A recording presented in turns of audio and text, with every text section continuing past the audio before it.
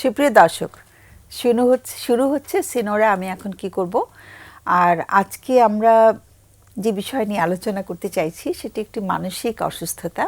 তো আমরা তো মানসিক স্বাস্থ্য, সর্বোপরি মানসিক স্বাস্থ্য নিয়ে এখানে আলোচনা করি এবং মাঝে মাঝে আমরা বেশ কিছু মানসিক অসুস্থতার বিষয়েও এখানে আলোচনা করতে চাই, কারণ আমাদের কাছে কিছু মানুষ আসে যারা একটা অসুস্থতা ধরা পড়েছে বা একাধিক অসুস্থতায় ভুগছে, তারাও আসে। আবার যারা হয়তো কোনো অসুস্থতায় ভুগছে না, কিন্তু তাদের হয়তো তাদের ব্যক্তিগত জীবনে, তাদের সামাজিক জীবনে, তাদের পারিবারিক জীবনে বেশ কিছু সমস্যায় তারা সম্মুখীন হচ্ছে, তার জন্য তারা আমাদের কাছে আসেন। তারা সার্বিকভাবে মানসিক স্বাস্থ্যের একটা অবনতি তাদের ভেতরে হয়, যার জন্য তারা সেবা গ্রহণ করতে আসেন।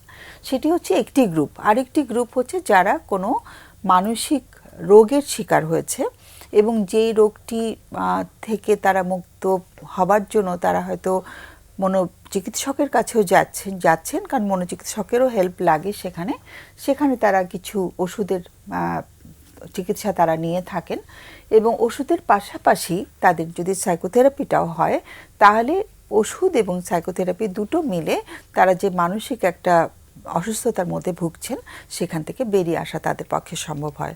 অনেক সময় কিছু মানুষ যারা হয়তো মানসিক অসুস্থতায় ভুগছেন না, কিন্তু এতটাই এত বেশি ভেঙে পড়েছেন, এত বিষণ্ণ বোধ করছেন, এত বেশি দুশ্চিন্তা হচ্ছে, তিনি তেমন কোনো মানসিক অসুস্থতা হয়তো চিহ্নিত করা যাচ্ছে না, কিন্তু তাদেরও অনেক সময় আমরা সাইকিয়াট্রিস্টের কাছে বা মনোচিকিৎসকের কাছে রেফার করি যে একটু ওষুধ খেলে তারা হয়তো সাইকোথেরাপিটা আরও সুন্দর করে গ্রহণ করতে পারেন। তো আজকে আমরা যে অসুস্থতা নিয়ে আলোচনা করব সেটাকে সংক্ষেপে বলা হয় বিপিডি, বর্ডারলাইন পার্সোনালিটি ডিসঅর্ডার। তো এটার কিছু উপসর্গ থাকে, কিছু আমাদের মানে আমরা বুঝতে পারি যে সে বিপিডির মতন একটি অসুস্থতায় হয়তো ভুগছে। কিছু উপসর্গ থাকে এবং তার কিছু চিকিৎসা প্রয়োজন হয় এবং চিকিৎসার দ্বারা তাদের যেটা দেখা যায় যে চিকিৎসা, উপসর্গ এবং তাদের যে কিভাবে তারা বেড়ে উঠবে, কিভাবে তারা ঠিক হবেন, সুস্থ হবেন, অর্থাৎ উপসর্গগুলো যখন আমরা শুনি তখন আমরা ঠিক করি যে তার চিকিৎসা পদ্ধতি কোনটা নেবেন এবং কিভাবে তিনি আস্তে আস্তে বেরিয়ে আসেন চিকিৎসার পদ্ধতির মধ্যে দিয়ে গিয়ে। সেটা হয়তো একটি বিশেষ মানে বড় ধরনের একটা জার্নির ভিতর দিয়ে তাকে যেতে হয়। তো যাই হোক, আমি আর বাড়াচ্ছি না। বিপিডির বেশ কিছু উপসর্গ আছে যেটা আমাদের অতিথিরা খুব সুন্দর করে বলবে। আমি তাদের সাথে পরিচয় করিয়ে দিচ্ছি। একজন হচ্ছে ডক্টর সাবরিনা মাহমুদ। তোমাকে স্বাগত। সাবরিনা গত অনুষ্ঠানেও এসেছে, আমাদের সঙ্গে যোগ দিয়েছে এবং ও যেহেতু দেশের বাইরে থাকে, আমরা বরাবর দুটো অনুষ্ঠানে তাকে ডেকেছি এখানটাতে, তাকে মানে ইনভাইট করা হয়েছে এবং আমরা খুবই ভালো ফিল করি যখন আমরা পাই ওকে। তো যেহেতু সবসময় পাই না, যেন পরপর দুটো অনুষ্ঠানে আজকে আমরা ওকে আবারও পেয়ে আমরা খুব ভালো অনুভব করছি। তো সাবরিনা কাজ করছে, ও সম্প্রতি ও তার পিএইচডি ডিগ্রি লাভ করেছে, যার জন্য আমরা তাকে ডক্টর সাবরিনা মাহমুদ বলছি এবং ও কাজ করছে সহকারী অধ্যাপক হিসেবে, অবশ্যই সাইকোথেরাপিস্ট হিসেবে কাজ করছে। সে কাজ করছে ইয়োদভাস লরেন্ট ইউনিভার্সিটি, হাঙ্গেরিতে, সেখানেও সহকারী অধ্যাপক হিসেবে রয়েছে। তো আর আছে আব্দুল হামিদ। তোমাকে স্বাগত। তুমি তো আছো বাংলাদেশে। আব্দুল হামিদ যে সংস্থায় কাজ করছে ওটার নাম হচ্ছে মনোবিকাশ কেন্দ্র এবং সেখানেও সাইকোথেরাপিস্ট হিসেবে কাজ করছে। তো আমি জানি না কাকে প্রথমে বলবো। তুমি বলতে চাও প্রথমে নাকি? সুবিধা। হ্যাঁ, বলো।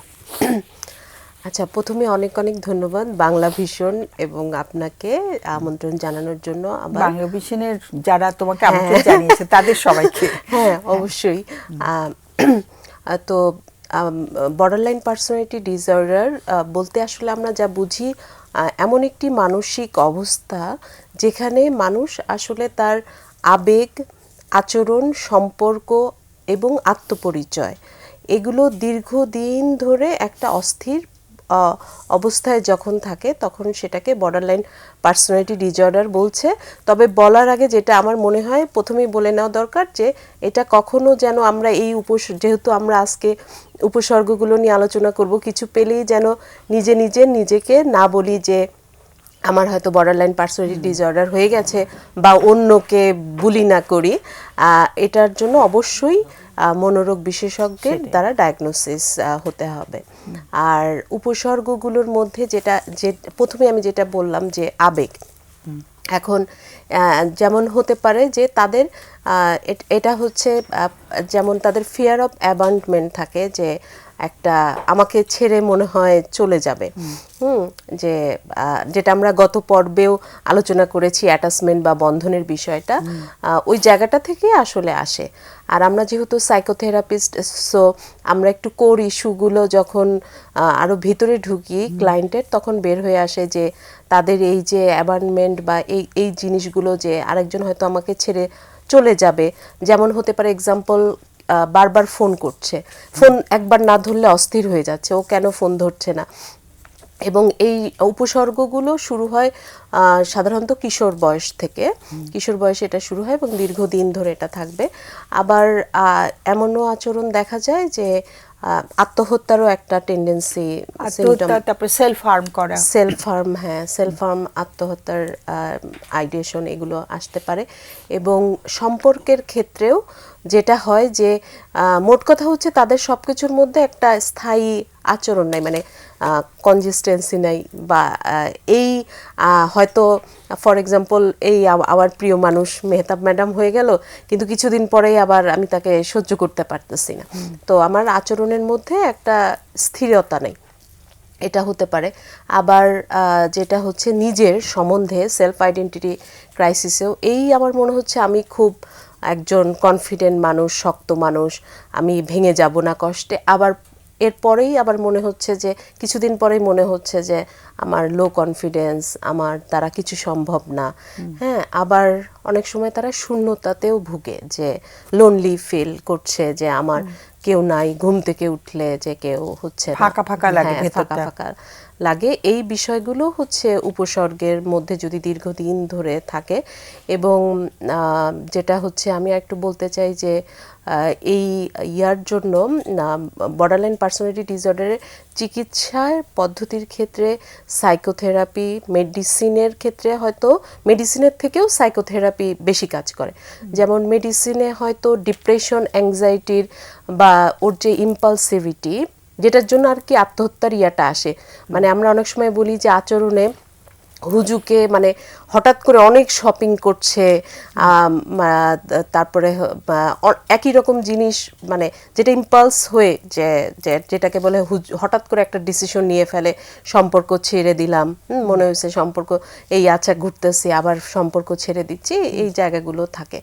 তো কেন এটা সাইকোথেরাপিতে হেল্প হয়, সেই জায়গাটা যে মেডিসিনে তো ওইগুলো একটু কমাতে পারে, অ্যাংজাইটি, ডিপ্রেশন বা ইম্পালসিভিটি, যে মুডের আপ ডাউনটা হয়, যে আবেগের তীব্রতা, সেটাতে কাজ করে। কিন্তু সাইকোথেরাপিতে আমার অভিজ্ঞতা থেকে যেটা আমি দেখেছি যে ওখানে তো যেহেতু ডায়ালেক্টাল বিহেভিয়ার থেরাপি, মানে আমার সব থেরাপিগুলোই পড়ানো হয়, তো এই জন্য ওইগুলো আবার পড়াতে যে আমি দেখেছি যে ডায়ালেক্টাল বিহেভিয়ার থেরাপিটা বর্ডারলাইন পার্সোনালিটির জন্য কাজ করে। কারণ শুধু ডিবিটি না, আমরা যেমন আমার কাছে ডিবিটিরও কিছু জিনিস এনভিসির সাথে মানে একটা ওভারল্যাপিং আছে। তো ওই যেটা হচ্ছে সাইকোথেরাপির ক্ষেত্রে স্কিলসগুলা শেখানোর ক্ষেত্রে খুব হেল্প করে, যেটা হচ্ছে যে ওর কমিউনিকেশনের ক্ষেত্রে, যে ওর যে অন্যের ক্ষেত্রে যে সম্পর্কের টানাপোড়েন চলে সেই জায়গাটা, এবং অ্যাটাচমেন্টের জায়গাটা, সে কিভাবে সিকিউর অ্যাটাচমেন্টে আরেকজনের সাথে বন্ধনটা তৈরি করতে পারে।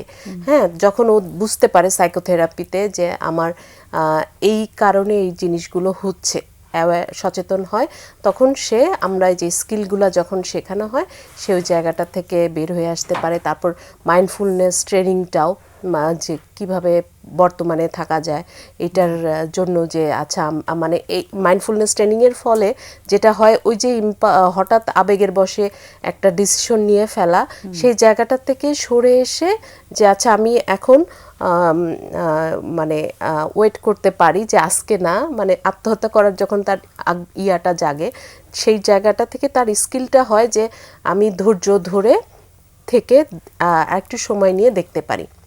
আচ্ছা, একটু একটা জিজ্ঞেস আমার উল্লেখ করা হয়নি, কারণগুলো কি জানা আছে? কেন কেন আচ্ছা, DBT তে কারণগুলোর মানুষ ভোগে? ক্ষেত্রে হচ্ছে যেটা বেশিরভাগ গবেষণায় দেখা গেছে যে মানে অন্যান্য ডিসঅর্ডারের ক্ষেত্রেও আমরা দেখি যে প্রবলেমগুলো আসলে ছোটবেলার মানে যে অ্যাটাচমেন্ট ইস্যু থেকে তার অ্যাবিউজের যদি কোনো ঘটনা থাকে ছোটবেলায় সেটা থেকে, এবং মানে পরিবেশটা, বাসার পরিবেশটা। এবং এক্ষেত্রে আমি আরেকটা মানে দর্শকদের জন্য একটা এই কথার ক্ষেত্রে মনে আসলো, যেটা হচ্ছে যে আমরা মনে করি যে যেহেতু আমাদের কালচারাল একটা যে সন্তান নেওয়ার ক্ষেত্রেও একটা ফ্যামিলিগতভাবে তাড়না থাকে, যার যখন আমরা নিজেরাই ভালো নাই, এই ক্ষেত্রে যখন এই শিশুটা জন্মগ্রহণ করছে, ও তো দেখছে যে ওর মা বাবার কলহ বা ওই পরিবেশটা, বা মা বাবা নিজেও তাদের পার্সোনাল কোনো মেন্টাল হেলথ ইস্যুর জন্য তারা শান্তিপূর্ণ সম্পর্কে নাই, কিন্তু ওই শিশুটা যখন দেখছে ওর মধ্যে থেকে বেড়ে উঠছে, তখন এই মানে দেখা যায় যে আমরা যখন তার চাইল্ডহুড হিস্ট্রিগুলো নিই, তখন দেখা যায় যে এই ইস্যুগুলোই চলে আসে। তো এটা একটা পারিবারিক কলহ একটা কারণ হিসেবে আসে। হ্যাঁ, পারিবারিক কলহ। তারপরে এই যে আমরা যে মানে আমরা অ্যাজ এ থেরাপিস্ট ট্রানজেকশনাল অ্যানালিসিসেও জানি যে কি ধরনের একটা হেসে একটা কথা বলা, সেটাও একটা শিশুর মস্তিষ্ক কিভাবে গ্রহণ করে, যেটা তার মানে নিজের সম্বন্ধে ধারণা, তার পার্সোনালিটি সম্বন্ধে সে একটা লেবেল করে ফেলে যে আমি তো ভালোবাসার যোগ্য নই বা আমার দ্বারা কিছু হবে না। এবং সে যখনই ওই কাজটা করতে চায়, তার কিন্তু অটোমেটিক মনে সেই জিনিসটা চলে আসে যে আমি তো পারবই না, আমি তো চাকরি পাবই না, আমার প্রেজেন্টেশনও দিতে পারবো না, পরীক্ষায় ভালো করতে পারবো না। তো এই বিষয়ে কারণ হিসেবে এই জায়গাটা খুবই ইম্পর্টেন্ট, ছোটবেলার একটা, যাতে আমরা শিশুদের মানে নিজের মেন্টাল হেলথের জন্য দরকার হলে প্রফেশনালের হেল্প নিয়েও যেন শিশুটাকে একটা সুন্দর পরিবেশে বড় হতে সাহায্য করি তার মতো করে। না হলেই এই মানসিক স্বাস্থ্যের মানে মানসিক অসুস্থতার বিষয়গুলোর একটা অন্যতম গুরুত্বপূর্ণ কারণ আসলে ছোটবেলার তার শৈশবের পরিবেশটা। Thank you. হামিদ, কিছু অ্যাড করো। হ্যাঁ, কারণের মধ্যে আমরা একটু অ্যাড করছি, সেটা হচ্ছে যদি বাবা মার যদি এরকম মানসিক অসুস্থতা থাকে, সেক্ষেত্রে বাচ্চাদের ক্ষেত্রে এটা হওয়ার সম্ভাবনা অনেক ক্ষেত্রে বেড়ে যায়। বাবা মা কিংবা বা তাদের পারিবারিক বংশধরের কোনো মধ্যে ইতিহাস যদি যদি এরকম থাকে, সাইকোটিক কোনো প্রবলেমের ইস্যু থাকে। আর 2 নম্বর হচ্ছে এখন যেটা দেখা যাচ্ছে যে হয়তো ছোটবেলায় বাচ্চা অনেক ট্রমার মধ্যে গেছে, বাবা মার সেপারেশন বা ডিভোর্স হয়ে গেছে, এই জিনিসগুলো হয়তো বাচ্চা নিতে পারে না, বা অনেক সময় হয় না যে আমরা ঝগড়াঝাটিতে বলি বাচ্চাটার কারণে আমার এই সমস্যা, এইগুলোও যে তার ভিতরে সেলফ এমটিনেসটা যে তৈরি হয়, যে আমি মনে হয় সমস্যা, সো সে একটা এমটি ফিল করে, এই জায়গাগুলো খুব তীব্রভাবে তাকে করে। আবার পরিবেশগত অনেক কারণও থাকতে পারে, যে খুব যেমন যুদ্ধ পরিস্থিতিতে একটা বাচ্চা যদি থাকে, সে সারাক্ষণ ইনসিকিউরিটিতে থাকছে, বা এমন একটা পরিবেশে ঝগড়াঝাটি, সেই ইনসিকিউরিটি তার ইনার চাইল্ডে, মানে সে গড়ে ওঠার ক্ষেত্রে প্রথম থেকেই সে অনেক ইনসিকিউরিটি ফিল করে, ইনসিকিউরিটির মধ্য দিয়ে যায়। এটাই পরবর্তীতে তার যখন পার্সোনালিটি স্ট্রাকচারটা ডেভেলপ হয়, সেক্ষেত্রে দেখা যায় তার চিন্তা, আবেগ, আচরণে একটা ডিস্টারবেন্স তৈরি হয়, মানে এগুলোর কনসিস্টেন্সি থাকে না, মানে সে যে আচরণটা করে তীব্রভাবে হয়, ইম্পালসিভ হয়ে যায়, আবেগটা প্রকাশ করে তীব্রভাবে। আবার মানে ব্ল্যাক অ্যান্ড হোয়াইট পারসেপশন থাকে, ভালো হলে একদম ভালো, খারাপ হলে তার চেয়ে খারাপ কেউ নেই, এরকম একটা। আবার খুব অল্প সময়ের মধ্যে এটা ফ্রিকোয়েন্টলি চেঞ্জ হয়, এই ভালো এই খারাপ, এবং এগুলোর সাথে অনেক সময় অন্য অনেক সাইকোটিক ডিসঅর্ডারের সাথেও কাছাকাছি মিলে যায়, কিন্তু এই স্থায়িত্ব দিয়ে বোঝা যায়, আলাদা করা যায় যে কোনটা আসলে বর্ডারলাইন পার্সোনালিটি, কোনটা বাইপোলার মুড ডিসঅর্ডার।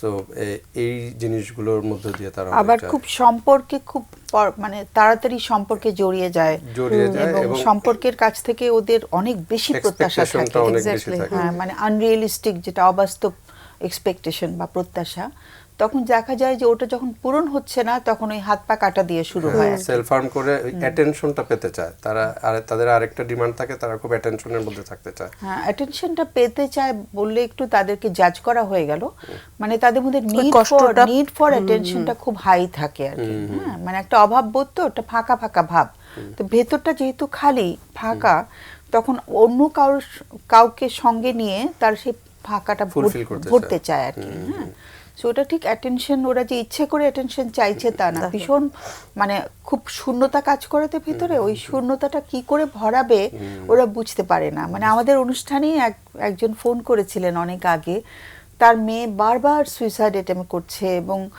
অনেকের সাথে সে সম্পর্কে জড়িয়ে যাচ্ছে, এবং যখনই সম্পর্কটা ভালো করে আগাচ্ছে না তখন সে কিছু একটা করে বসছে। হ্যাঁ, এবং মার সঙ্গে ভীষণ যুদ্ধ বেঁধে যাচ্ছে সারাক্ষণ। মাই ফোন করেছিলেন আমাদেরকে, এবং মা খুব কষ্ট পাচ্ছেন যে আমার মেয়েটাকে তো অনেক ভালোবাসি, কিন্তু এমন করে কেন, ও আমাকে একদম সহ্য করতে পারে না। আমি এত চেষ্টা করছি ওকে যে বোঝাতে যে তুমি উল্টো পাল্টা মানুষের সঙ্গে সম্পর্কিত হচ্ছ এবং এই মানুষগুলো তোমাকে বারবার কষ্ট দিচ্ছে, তুমি বাসা থেকে চলে যাচ্ছ। ও বাসা থেকে চলে যায়, এবং যাকে সে মনের মানুষ হিসেবে বেছে নিচ্ছে তাকে এতটাই ভরসা করতে থাকে, তাকে মোটেই সে আর সন্দেহ করে না যে সে তাকে কোনো কষ্ট দেবে, তার সঙ্গে তার হাত ধরে সে চলে যাচ্ছে।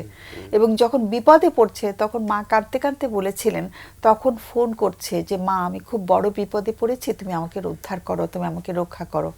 তখন মাও ভীষণ ভেঙে পড়েছিলেন আমাদের সাথে কথা বলার সময়, যে আমি জানি না আমার এই মেয়েটাকে আমি কিভাবে রক্ষা করব, কারণ ও বারবার বিপদের সম্মুখীন হচ্ছে, বিপদে পড়ে যাচ্ছে, কিন্তু ওর এত আকাঙ্ক্ষা কেন, এত সম্পর্কে জড়িয়ে যায় কেন। আমি তো ওকে চেষ্টা করেছি ছোটবেলা থেকে অনেক ভালোবাসা দিয়ে বড় করতে, কিন্তু কোথাও ওর ভেতরে হয়তো শূন্যতাটা রয়ে গেছে, যেটা হয়তো মাও বুঝতে পারেননি আর কি। তো যাই হোক, মানে আসলে খুব বেশি তারা সেলফ হার্মিং এর ইয়েটা আমাকে আরো একজন মেয়ে বলেছিল যে আমি সবসময় নিচের দিকে কাটি।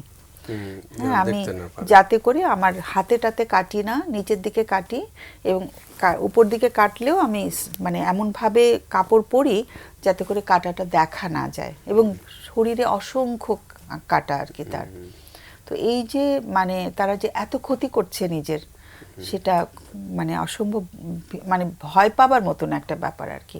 এবং এটাতে ম্যাডাম একটু ইয়ে করছে যে আগে অনেক সময় আগে ধারণা ছিল যে এই বর্ডারলাইন পার্সোনালিটি ডিসঅর্ডার হয়তো ফিমেলদের বেশি হয় মেলদের তুলনায়, কিন্তু নিউলি যেগুলা আপকামিং সেগুলোতে হয় যে দুজনেরই সমান হয়, বাট পুরুষদেরটা দেখা যায় না। মানে তারা যেহেতু চিকিৎসা নিতে যায় না, তাদের ওই অ্যাগ্রেশনটা অন্যভাবে প্রকাশ হয়, অ্যাডিকশনে জড়িয়ে যায়, নেশায় জড়িয়ে যায়। আর ফিমেলরা আবার ওই যে ইন্টারনালাইজ করে, ভেতরে ইন্টারনালাইজ সেলফ হার্ম করা, এই জিনিসগুলো তারা করে, এবং তারা সহজে চিকিৎসা নিতে যায়। কিন্তু মেলরা অনেক সময় ওই যে এলোমেলো আচরণ করে, অনেক সময় এটা ক্রিমিনাল অ্যাক্টিভিটিতে জড়ে যায়। মানুষ ওই দিক থেকে আইডেন্টিফাই করে যে সে হয়তো ক্রিমিনাল, কিন্তু আসলে দুইজনেরই ফাইন্ডিংস কিন্তু একই, জেন্ডার ভেদে দুইজনের ফাইন্ডিংস একই রকম। এবং বয়স ভেদেও দেখা যায় যে অ্যাডাল্ট এইজেই এইটা মূলত দেখা যায়, কারণ আর্লি অ্যাডোলেসেন্ট পিরিয়ডে দেখা দিলেও, বাট অ্যাডোলেসেন্ট পিরিয়ডে যেহেতু অনেক হরমোনাল চেঞ্জ হয়, এটা অ্যাডোলেসেন্ট থেকে অ্যাডাল্টে যাওয়ার পর দেখা যায় অনেকটাই ঠিক হয়ে যায়। অ্যাডোলেসেন্ট পিরিয়ডে অনেক তীব্র আবেগ থাকে, অস্থিরতা থাকে, বাট এটা বয়সের সাথে সাথে অনেক ক্ষেত্রেই ঠিক হয়ে যায়। আর না, নিজে নিজে ঠিক হয় না। না, নিজে নিজে মানে অনেকে যেমন দেখা গেল এই সিমটমগুলো দেখলে মনে হবে যে হ্যাঁ তারও তো তীব্র আবেগ, সেই তো কনসিস্টেন্ট না, এগুলো অনেকটাই কাছাকাছি বর্ডার লাইনের। কিন্তু এটা যখন অ্যাডাল্টহুডে যায় সেটা দেখা যায় সে একটা সেটেল হয়ে যায়। আর যাদের হয় তীব্র আবেগের যে এই মানে যে অস্থিরতার যে ডিস্টেন্সটা যদি 1 বছর 1.5 বছর পর্যন্ত স্থায়ী হয়, দেখা যাচ্ছে যে এই আর আবেগের অতিরিক্ত রাগ হচ্ছে বা কনসিস্টেন্ট থাকছে না, এটা যদি দীর্ঘ হয় তাহলে ওই সময় বলা যায় যে হ্যাঁ এটা বর্ডারলাইন পার্সোনালিটির সিমটম। কিন্তু এমনিতেও অ্যাডোলেসেন্ট পিরিয়ডে অনেক সিমটমই থাকে যেটা কাছাকাছি তো বর্ডারলাইন, কিন্তু সেটাকে আমরা বিপিডি বলবো কিনা সেটাও সেটাই। প্রশ্ন। আমরা যদি বলি আমার যেটা নিজে নিজে ঠিক হয়ে যাবে, আমি জানি না দর্শকরা হয়তো ভাবতে পারে যে এটা তো চিকিৎসার দরকার নেই। হ্যাঁ, আবার এটাও যে সাবরিনা বলেছিলেন যে কেউ আবার নিজে নিজে দেখেও এটা মানে ডায়াগনোসিস করাটাও ঠিক হবে না, কারণ এটা যেহেতু একটা জটিল মানসিক সমস্যা, তো সেক্ষেত্রে অবশ্যই এক্সপার্ট ওপিনিয়ন নিয়ে সেই জায়গাটা করা দরকার। মানে ডায়াগনোসিসটা তো অবশ্যই আমাদের ভালো করে সুচিন্তিত ডায়াগনোসিস হওয়া উচিত। মানে যিনি ডায়াগনোস করবেন তার যথেষ্ট পড়াশোনা থাকা দরকার আর কি, নলেজটা খুব মানে ডেপথ অফ নলেজ ভালো থাকা দরকার আর কি। সাবিনা আর কিছু অ্যাড করবে? আমার আরেকটা উপসর্গের ক্ষেত্রে আরেকটা মনে হলো যে এই রাগের কথাটা, যে তারা এই হচ্ছে খুব রাগ, মানে তাকে তখন মনে হবে যে উনি তো খুবই রাগী মানুষ, আবার দেখা যাবে 2 দিন পরে মানে আপনাকে এত আদর করছে বা ব্যবহার এত ভালো, আবার যখন রাগ হচ্ছে তখন মানে ধুয়ে ফেলছে, ক্রিটিসাইজ যত রকমের আছে সেটা করছে। তো দেখা যায় যে ওই জায়গাগুলোই যে চাইল্ডহুডে অথবা তার লাইফে কোনো, যেমন হতে পারে যে ডিভোর্সের বিষয়টা, মানে বিট্রায়াল ইস্যুটাও একটা ইম্পর্টেন্ট কাজ করে এই বিপিডির ইয়ার ক্ষেত্রে। মানে বিট্রেড হলে তখন লক্ষণগুলা খুব প্রকটভাবে দেখা দেয় আর কি, সেটাই। আমরা একটি বিরতি থেকে ঘুরে আসছি, আমাদের সময় হয়ে গেছে বিরতির। সুপ্রিয় দর্শক, আমরা ছোট্ট একটা বিরতিতে যাচ্ছি, বরাবরের মতন ফিরে আসবো একটু পরেই সিনোরা আমি এখন কি করব অনুষ্ঠানে।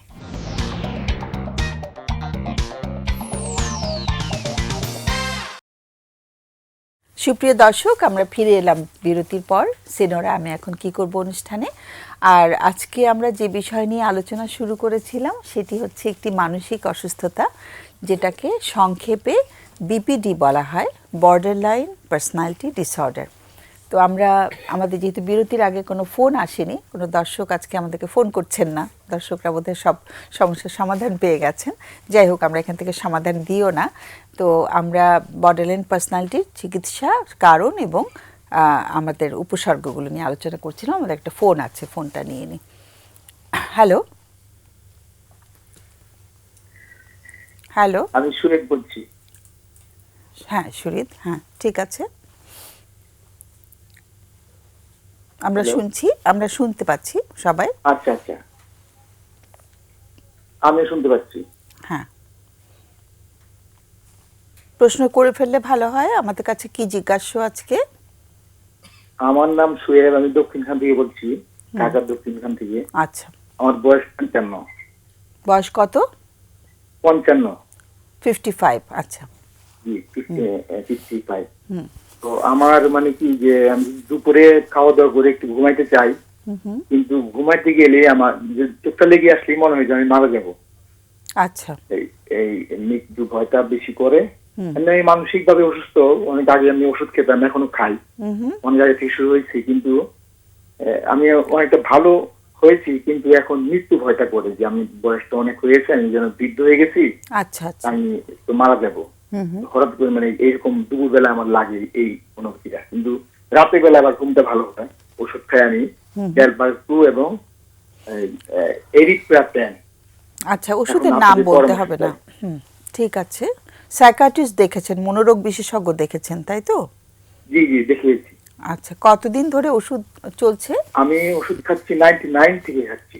ওরে বাবা! আমি যে দুঃস্বপ্ন দেখেছিলাম, দুঃস্বপ্ন দেখে আমি আনন্দ অনুভূতিগুলি হারিয়ে ফেলছিলাম, এগুলি ওষুধ খেতে খেতে আমার ফিরে আসছে।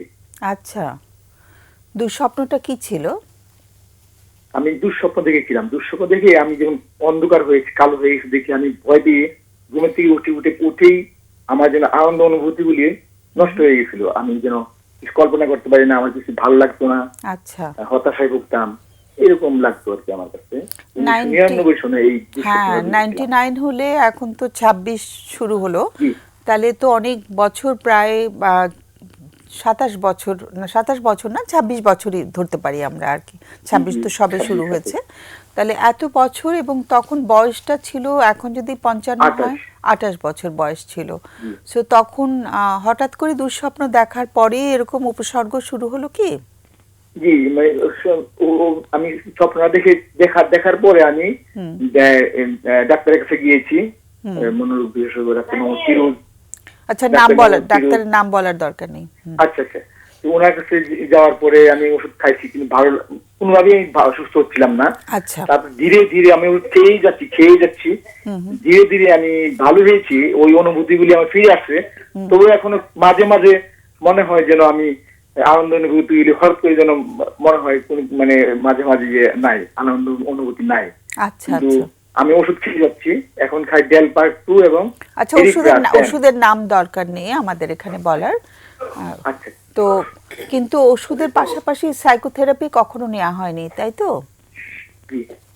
সাইকোথেরাপি বা কাউন্সেলিং যেটাকে আমরা বলি, সেইটার সেবা কখনো গ্রহণ করা হয়নি? না, ওইরকম ভাবে ওইসব কাউন্সিলিং অথবা সাইকোথেরাপি ওইরকম কিছু নেই, আমি শুধু ওষুধ খেয়ে যাচ্ছি এই এতদিন পর্যন্ত। হ্যাঁ, তাহলে তো কেন এটা হলো সেই কারণ অনুসন্ধান আর সম্ভব হয়নি, তাই তো? কি কারণে এ ধরনের মানে মৃত্যু ভয়টা এলো মনের মধ্যে, সেটা আর জানা সম্ভব হয়নি, তাই তো? জি। ওকে, তাহলে এই যে মানে এটা মানে কেমন ছিল, মানে এর আগের জীবনটা কেমন ছিল তখন? তো আমি ইউনিভার্সিটি পরীক্ষা দেওয়ার পরে আমার এইরকম অবস্থা। আমি ছাত্র, আমি চির ইউনিভার্সিটি দিয়ে পাশ করেছি আর কি। আচ্ছা আচ্ছা, ওকে। তার আগে শৈশবটা কেমন ছিল? শৈশবটা আমার খুবই আনন্দের ছিল, খুবই আনন্দের, এবং খুব প্রশংসা পেতাম। তো এরকম খুবই একটা আনন্দপূর্ণ শৈশব ছিল আমার, এবং ইউনিভার্সিটিতে আমার খুব ভালো লাগতো। আচ্ছা, খুবই একটা মানে উৎসাহ উদ্দীপনা নিয়ে আমার অনেক স্বপ্ন ছিল, কিন্তু সব আমার যেন ওই দুঃস্বপ্ন দেখেই যেন আমি মানে অশান্তি, হতাশা এগুলি আমার শুরু হয়ে যায় আর কি। আচ্ছা। শৈশবটা আমার খুব সুন্দর শৈশবের ছিল। কথা জিজ্ঞেস করেছি তো একদম। এবং আমি কি স্মৃতি, এখন যে নস্টালজিয়া, যেটা স্মৃতি ভুগি, যেন আমার শৈশবটা ভালো ছিল, এগুলি খুব মনে পড়ে। এটা খুব আগে বেশি মনে পড়তো, এখন ভুলে মানে এখন ওই এত মনে পড়ে না। যখন মনে পড়ে তখন আনন্দগুলি আমি হারিয়ে ফেলি, আনন্দ অনুভূতিগুলি হারিয়ে ফেলি আমি। মনে পড়লে আনন্দটা হারিয়ে যায় কেন? জি জি, মানে ওইগুলি যখন মনে পড়ে এই স্মৃতিগুলো, তখন আমি আনন্দ অনুভূতি মানে হারিয়ে ফেলি আর কি। না, কিন্তু মনে পড়ার সাথে আনন্দ হারাবার সম্পর্কটা কি? জি, মানে স্মৃতিগুলো যখন মনে পড়ছে তখন আনন্দটা হারিয়ে যাচ্ছে কি কারণে? তখন আমার মনে হয় যেন কেমন যেন আমি আগে ভালো ছিলাম, এখন ভালো নেই। আচ্ছা আচ্ছা, আগে অনেক এরকম ভালো মনে হয়। ছিলাম। আচ্ছা, ভাই বোন কতজন? আমার ভাই বোন 3 ভাই 3 বোন। আচ্ছা, কতজনের বার্থ অর্ডারটা কি, উপর থেকে কতজনের পরে? আমি আমি আমি বড়, সবার বড় আমি। সবার বড়। আচ্ছা, জি আর তারপরে বাকি 5 ভাই বোন, তাই তো? জি জি জি। আচ্ছা আচ্ছা, বাবা মার বন্ধুত্বটা কেমন ছিল? কেমন ছোটবেলায়? বাবা মাকে আমরা খুবই ফ্যামিলিয়ার ছিলাম, খুবই মানে আমাদের মধ্যে খুবই ভালো একটা সম্পর্ক ছিল বাবা মার সাথে। না না, বাবা মার দুজনের বন্ধুত্বটা, তারা ছিল, স্বামী স্ত্রী ভালোই হিসেবে ছিল, ভালোই ছিল, খুব ভালো ছিল। ভালো বলতে কোনো একটা কিছু মনে পড়ে তাদের কি? যেহেতু বড় সন্তান সবচেয়ে বেশি দেখার সুযোগ পায় বাবা মার সম্পর্কটা। তো ওরা এখন নেই, এখন আর নেই। এখনকার কথা বলছি না, ছোটবেলাতে তাদেরকে কিভাবে মানে প্রত্যক্ষ করেছি আমরা, কিরকম ভাবে তাদের মানে তাদের অনুভূতিগুলো তারা ব্যক্ত করতেন একজনের প্রতি আরেকজন, সেরকম কিছু জি, জি, স্মৃতি কি এটা মনে আছে? আত্মীয় স্বজনরাও আসতেন, আমার নানা বাড়ি আত্মীয় স্বজনরা আসতেন, ওই এবং মানে আমাদের গ্রামের আত্মীয় স্বজনরা আসতেন, খুবই মানে এত আনন্দপূর্ণ ছিল। এখন কেউ আসেন না, এগুলি খুবই মনে পড়ে আর কি। আচ্ছা আচ্ছা, মানে বাড়িতে সবসময় একটা কিছু আমরা আমরা আমরা ঢাকায় থাকতাম। ঢাকাতে? আচ্ছা জি। আচ্ছা, ওকে। বাড়ি গেলেও ধরেন ছুটিতে গিয়েছি। আচ্ছা, মৃত্যু ভয় কি কখনো কি মৃত্যু নিয়ে কোনো চিন্তা ভাবনা কাজ করতো? মৃত্যু নিয়ে এর আগে আমার আমি যখন পড়ি, অনার্সে পড়ি, তখন আমার জন্ডিস হয়েছিল। জন্ডিস হওয়ার পরে একটু কবিরা যে ওষুধ দিয়েছিল আমাকে, ওইটা খাওয়ার পরে অনেক পায়খানা হয়েছে আমার। আচ্ছা, হ্যাঁ, এরপরে মনে হইতো আমার লিভার নষ্ট হয়েছে। ও তারপর আমি মনোরোগ বিশেষজ্ঞের কাছে যাই, যাওয়ার পরে আমাকে ওষুধ দেন, অ্যানাফ্রামিল দেন। আচ্ছা, ওষুধের নাম দরকার নেই তো, ওষুধের নাম দেওয়ার পর আমি ওষুধের নামটা উল্লেখ করা দরকার। আচ্ছা আচ্ছা আচ্ছা, ঠিক আছে। এরপর আমি সুস্থ হয়ে যাওয়ার পরে হঠাৎ করে আমি যোগব্যায়াম করতাম, অনেক ইগুলি করতাম। তারপর আমি একদিন ঘুমানোর পরে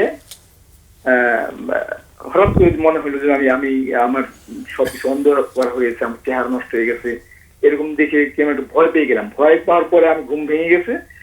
ঘুম ভেঙে যাওয়ার পরে আমি মনে হলো যে আমার আনন্দ অনুমতিগুলি নষ্ট হয়ে গেছে, আমি তো আর কিছু মানে কেমন যেন দুনিয়াটা অন্ধকার লাগতেছে।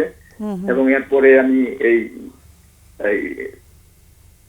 কল্পনা শক্তি এগুলো হারিয়ে ফেলি, মানসিক শক্তি যেগুলি আছে এই সম্পূর্ণভাবে আমি হারিয়ে ফেলি। মানসিক শক্তি একবার জিরোতে চলে গিয়েছিলাম। আচ্ছা, এরপর আমাকে ডাক্তারের কাছে নিয়ে যান আমার আব্বা। আচ্ছা, ঠিক আছে। আর জন্ডিসটা হওয়ার পরেই কি এটা হলো? হ্যাঁ, জি জি, জন্ডিসটা হওয়ার পরেই এটা হয়েছিল, হয়ে আমার সুস্থ হয়েছিলাম, সুস্থ হয়ে আবার সুস্থ হয়ে যায় আর কি। ও, দেখি আবারও দুঃস্বপ্ন দেখতে গিয়ে হ্যাঁ। দেখার পরে আবার শুরু হলো। ওকে, সেটাই।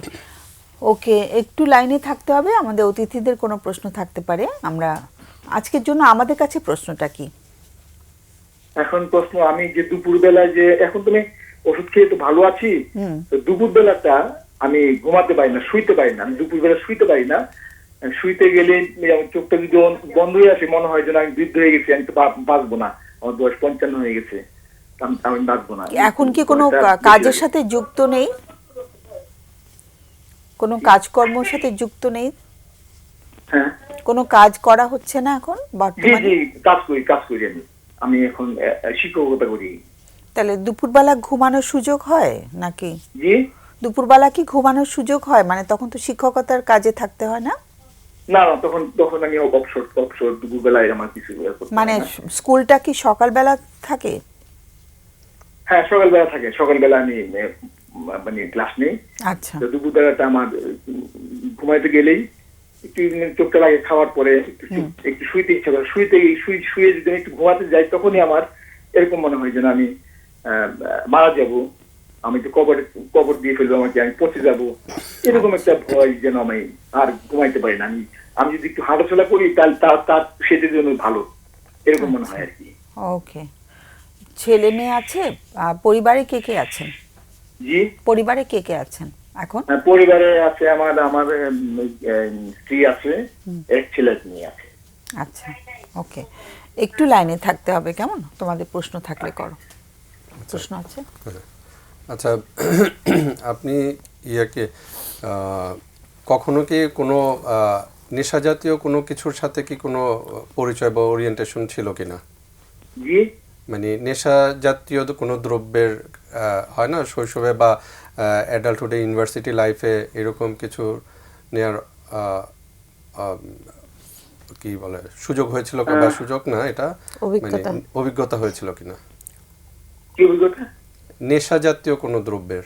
ও না না, সেরকম আমি ধূমপানটা ছিল আর কি, আর ওইরকম ওইরকম ছিল না। আচ্ছা আচ্ছা। আর এমনি কোনো মানে যে লাইফে কোনো ট্রমা ছিল কিনা, মানে নিজের চোখের সামনে আপনজন কারো মৃত্যুর খবর বা দেখেছেন কাছে চোখের সামনে মারা না, গিয়েছে? এগুলি তো সাধারণত মৃত্যু খবর তো পেয়েছি, দেখেছি, কিন্তু ওইরকম কিছু হয়নি। আচ্ছা। আর এরকম কি মনে হয় কোনো একটা চিন্তা মাথায় ঢুকলে এটা অনেক ঘুরপাক খেতে থাকে, ওইটাকে আপনি সরাতে পারেন না? এটা হ্যাঁ, এরকম তো হয়। এরকম হয় যে চিন্তা যদি মাথায় আসে, তো আমি ওইটাই মনে করি যে এটি করবো, এটা করবো, এরকম মনে হয়। আচ্ছা।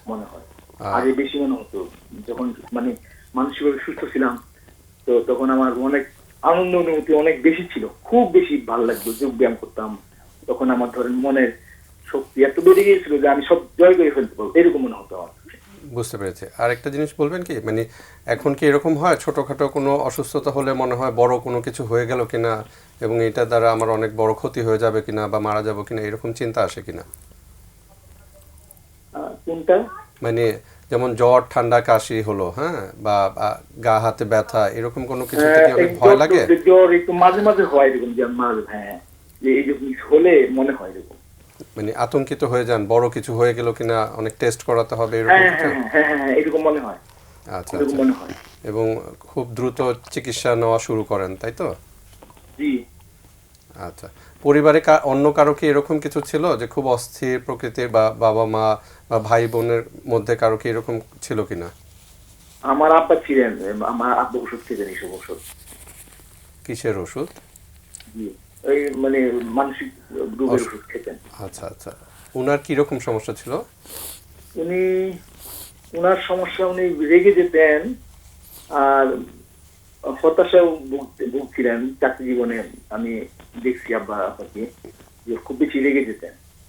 আচ্ছা আচ্ছা আচ্ছা, ঠিক আছে।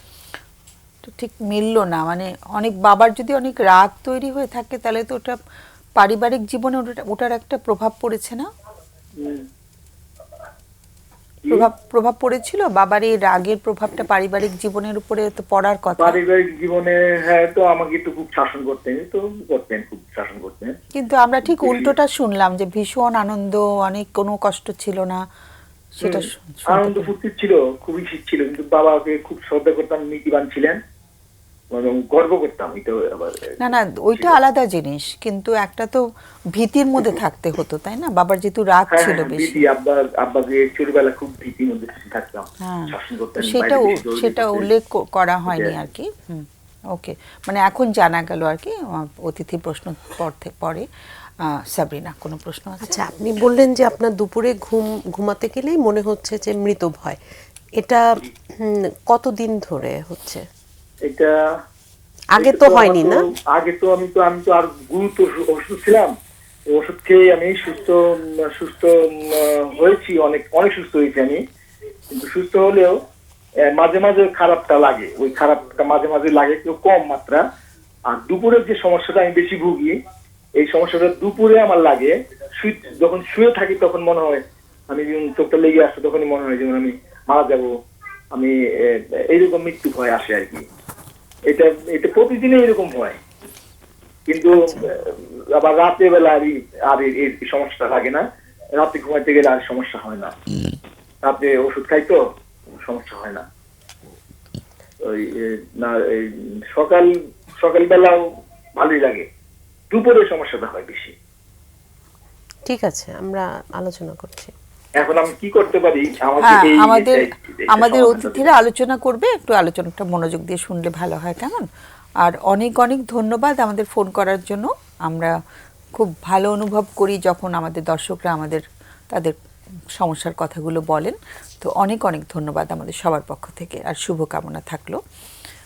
হ্যাঁ, হামিদ, তুমি কিছু বলো। এটা উনার যে এক নম্বর হচ্ছে যে উনার মৃত্যু ভয়টা, বা উনার একটু হয়তো বা ইলনেস অ্যাংজাইটিও আছেন, যে অসুস্থ হলে মনে হয় এটা তীব্র আকারে বড় কিছু হয়ে যাবে কিনা, এরকম যেটার জন্য উনি সাফার করছেন, দীর্ঘদিন ধরে সাফার করছেন, এবং উনি অনেক দিন ধরে ওষুধ খাচ্ছেন, 26 বছর ধরে সাইকিয়াট্রিক ড্রাগস খাচ্ছেন।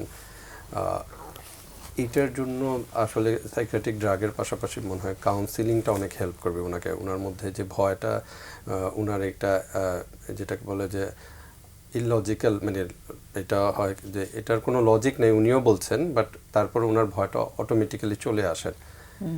সেটার কারণে উনি কাউন্সিলিং নিতে পারেন। আর উনি যে কথাগুলো বললেন যে একবার ওনার ডায়রিয়া হয়েছিল, এই যে আর্লি চাইল্ডহুডে, ওই সময় থেকে হয়তো বা ওনার এই ভয়টা হয়েছে, ইনস্টল হয়েছে।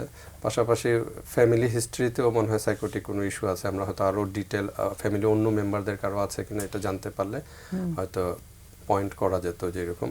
আরেকটা যেটা মনে হয় যে ওনার একটা, মানে আমার কাছে মনে হয় যে একটু অবসেসিভ একটা আছে কিনা, যে মাথায় ঢুকে গেছে যে দুপুরে ঘুমাতে গেলেই এটা হবে, এবং তারপরে আবার বাকি সকালেও উনি একদম ঠিকঠাক আছেন, রাতেও একদম ঠিকঠাক আছেন।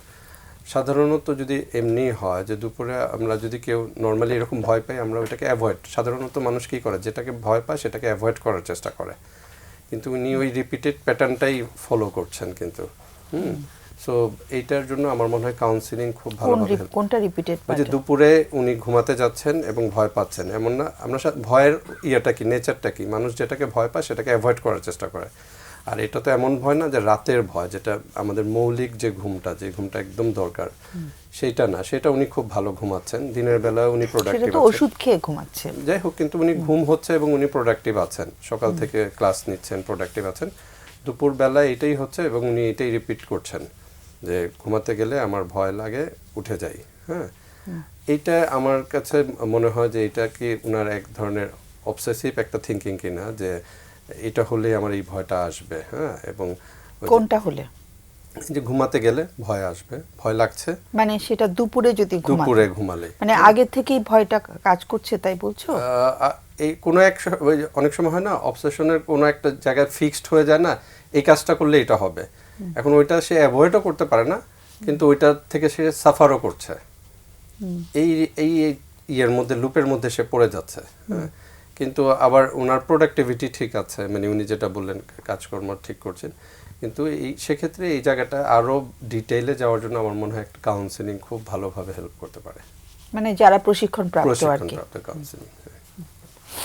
আমার কাছেও তাই মনে হয়েছে যে আসলে এত কম উপসর্গগুলো বা কম শেয়ারিংয়ের মাধ্যমে এখানে ওইভাবে সমাধান দেওয়াটা তো মানে আলোচনা করাটা না, আমরা তো difficult, সমাধান হ্যাঁ। দিচ্ছিও না। হ্যাঁ, কিন্তু কাউন্সেলিং বা সাইকোথেরাপিতে গেলে ওনার এই যে যেটা আমরা আগেও আলোচনা করলাম যে ওষুধে হয়তো ওনার যে ভয়টা ছিল যে হঠাৎ করে অন্ধকার বা আমরা জানি না যে ডায়াগনোসিসের বিষয়টা কি ছিল বা ওষুধের পাশাপাশি সাইকোথেরাপিটা হলেও ওনার যে আসলে কোন কারণে আরও যে পরিবেশগত বা যে ছোটবেলার আর্লি চাইল্ডহুডের কোনো অভিজ্ঞতা থেকে যদি হয়ে থাকে তাহলে সেই জায়গাটা যেটা হচ্ছে যে আপনার যদি কোনো ক্ষত থাকে, এখন হয়তো যেমন ধরেন উনি কিন্তু প্রথমে অনেক কিছু আমরা আলাপের মাধ্যমে বের হয়ে আসলো যে রাগটা ছিল বাবার রাগ এবং সে কিন্তু তাকে শাসন করা হয়েছে এবং ওনাকে বাবা মানসিক কোনো অসুস্থতা ভুগছিলেন। হ্যাঁ, এবং আমার মনে হচ্ছিল আজকে আমাদের আলোচনার বিষয়ের সাথে অনেক উপসর্গগুলো মিলে যাচ্ছিল যে মানে তীব্র রাগ। তো এই জায়গাগুলো থেকেই যে উনি কিন্তু হয়তো বাবার উনিও এই জায়গাটাতে আমার মনে হয়েছে যে যেহেতু বলেছেন যে মারা গেছেন এবং একটু কালচারাল জায়গার জন্য উনি হয়তো শেয়ার করতে চাচ্ছেন না ওইভাবে, কিন্তু এখানে আমি একটু উল্লেখ করতে চাই যে মা বা আমরা এটা কোনো ব্লেম না, এটা তারা ইন্টেনশনালি যে করে, কোনো বাবা মাই সবার পজিটিভ ইন্টেনশন থাকে সন্তানের ভালো হয়, তো ওইটা ওইভাবে যে আমাদের যেহেতু আমাদের কালচারাল ইয়াটাই হচ্ছে যে শাসন বা তার রাগের থেকে তারও হয়তো উনি যেটা বললেন যে মানসিক অসুস্থ মানে ওষুধ খাচ্ছেন, সেই জায়গাটা থেকেও তার জায়গাটা যদি উনি আমরা দেখি তাহলে যে ওনার প্রতিও আমাদের একটা সহমর্মিতা বাবার, কিন্তু ওই সময় তো সে সাফার করছে যার ফলে হয়তো ওই রাগ শাসন যেটা যে আমরা বারবার বলছি যে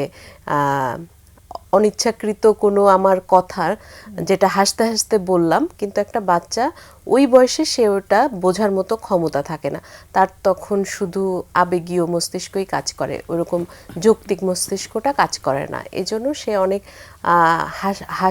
মানে ভয়, আমরা অনেকভাবে ভয় দেখাই, যেমন একটা ছোট শিশু ওই সময় তার ধর্মের বিষয়গুলো বোঝার বয়সই হয় না, কিন্তু আমরা বলি যে তুমি এটা করো না হলে তুমি আগুনে পড়বা, জাহান্নামে যাবা, তো এটা কিন্তু ওর বয়স অনুযায়ী ওর ভেতরে একটা ভয় তৈরি হয়ে যায়। তো বয়স উপযোগী যে আসলে আমাদের এখানে তো প্যারেন্টিং ট্রেনিংগুলো ওইভাবে হয় না, তো সেটার জন্য একটা সমস্যা হয়তো ছোটবেলায় যেটাই হোক মানে ওইটা হয়ে গেলেও যে আপনি আবার ফিরে আসতে পারবেন না সেটা না, যেটা হচ্ছে যে আপনি যদি কাউন্সেলিং এবং সাইকোথেরাপির মাধ্যমে যেটা মানে বৈজ্ঞানিক উপায়ে আপনার যদি স্কিলগুলা যেটা এই ভাই বলছিলেন যে দুপুরে যে একটা প্যাটার্নের মধ্যে, এখন উনি কি কখনো একটু চেঞ্জ করে যে দুপুরে আমি ঘুমাবো এটা তাহলে আমি দুপুরে অন্য কাজে যদি নিজেকে একটু ব্যস্ত রাখি সেটা করে দেখতে পারে, যে একটা রুটিনটা ওই সময় কোনো ছাত্র পড়ানো বা ওই জায়গাটা দেখে চেষ্টা করতে পারে। আর অবশ্যই যেটা হচ্ছে যে আপনার প্রথমে হয়তো কষ্ট হবে, কিন্তু দুপুরের ঘুমটা বাদ দিলে প্রথমে কষ্ট হবে, প্রথমে কিন্তু কষ্ট আস্তে আস্তে হবে, অভ্যাস হয়ে যাবে। আস্তে আস্তে আপনার মানে মস্তিষ্ক ওইটা আপনি অভ্যস্ত হয়ে যাবেন ওই জায়গাটা থেকে। এবং আপনি যদি একটু ফোকাস, যেটা আমাদের অসুস্থতাটা হলে হয় কি যে আপনার মৃত্যু ভয়, আমার কিছু আমি জানি না যে ওনার সাইকিয়াট্রিস্ট ভালো বলতে পারবেন যে প্যানিক অ্যাটাকের বিষয়গুলো আছে কি না,